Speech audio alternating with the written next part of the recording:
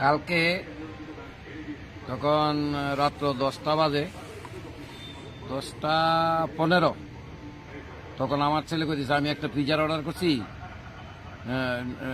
পিজার আমার অর্ডারটা লইতে হইব। আমি কই তাহলে না অত রাত্রে যাম যে, আমি কই তাহলে চল আমিও যাবো। আচ্ছা, এর সঙ্গে আমিও নিচে নামলাম। নাইমা শুনি ক্যাশ কেজে শোনা যাইতেছে। কোন জায়গায়? আমার বাড়ি পাশেই। জায়গাটার নাম?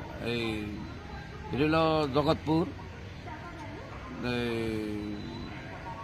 যে এই যে অফিসটা আছে না, জগৎপুরের দিক দিয়া যে অবনগর থেকে এই যে অফিসে যাচ্ছে যে কর্নারটা আছে, এই কর্নারটার মধ্যে এটা আমার বাড়ি, একটা বাড়ি পরেই আমার বাড়ি। যখন নিচে নামছি উপর থেকে, তখন ক্যাশ কিছু শুনিয়া কৌতূহল বসে আমরা গেলাম, এখানে দেখতাম। আমরা যাওয়ানোর পরে ওই আমার ছেলের হাতে থেকে মোবাইলটা একটা মেয়ে নিয়ে গেছে গা, আর নিয়ে আসে ওই তারে ধাক্কা দিয়া ফেলা দিয়েছে নিচে। তারপর আমি আমার ছেলের টাইনা তুললা যথারীতি তারে কই আসে মোবাইলটা লইলাম। আমরা যখন আয়া পড়তাছি বাড়ির দিকে, এখানে কোনো কিছু হয়, তখন আমি কিছু হয়েছে দাদা হয়েছে, আমি এর ফলে আয়া পড়তেছি যখন, তখন পিছন দিয়া আপনার এই প্রসন্ন কুমার ত্রিপুরা তাই নিয়ে দল বল নিয়ে আইয়া আমার ছেলের উপর আক্রমণ করছে এবং তার প্রাণ নাশের লাগিয়া তারা হুমড়ে পড়ছে 20-25 জন। তারা বাসাতে গিয়ে আমিও অনেক কিলঘুষি খাইছি। শেষ পর্যন্ত তারে এমন মারা মারছে, তার দইয়া এই প্রসন্ন কুমারই তার পুলিশ বাহিনী লইয়া তার লইয়া গেছে গা থানা, আমরা ওই অবনগর ফাঁড়ি থানা, এখানে নিয়ে আসাও তারে মারছে, তার অন্ধকুশ লাথি দিছে। তের অবস্থা খুবই খারাপ। যখন বেশি খারাপ হইতেছে তখন তারে হাসপাতালে নিয়ে গেছে। হাসপাতাল নেওয়ার পরে ডাক্তার প্রেসক্রাইব করতেছে, তখন তারে সিটি স্ক্যান করার লেগে নিতে আসে। তখন তার বাহিনী সহ এই প্রসন্ন কুমার আবার তার উপরে হামলা করছে।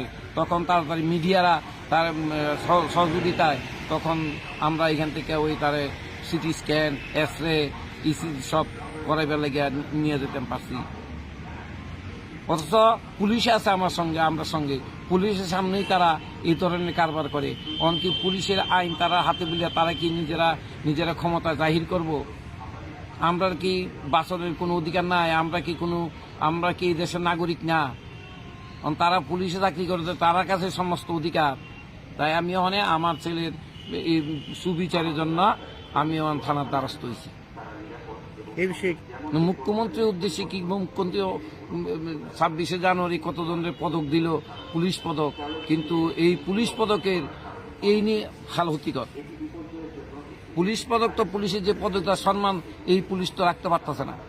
কি পুলিশ পদক দিল, আমি এইটাই তো আমার মাথাটা এখন ঢুকে না। আমার ছেলে একজন ডাক্তার, আমার ছেলের বউ ডাক্তার, আমি রিটার্ন টিচার, আমার মিসেসও টিচার।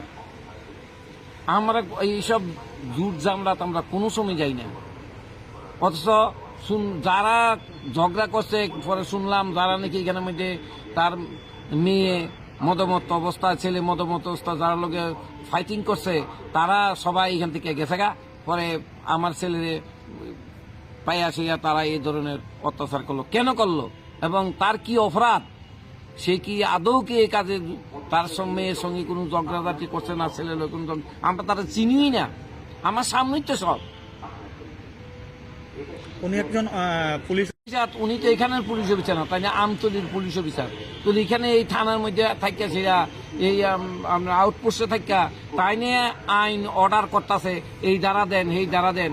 আমাদের ভিডিওর ফুটেজও একটা আছে, তাই নিয়ে এসপির সামনে বইয়া সেরা, তাই নিয়ে এসপি রে কয় আপনি এই দ্বারা দেন, এই দ্বারা দেন। তারা এখানে কি ধারা দিত তার নামে ওখানে একটা কেস করছে।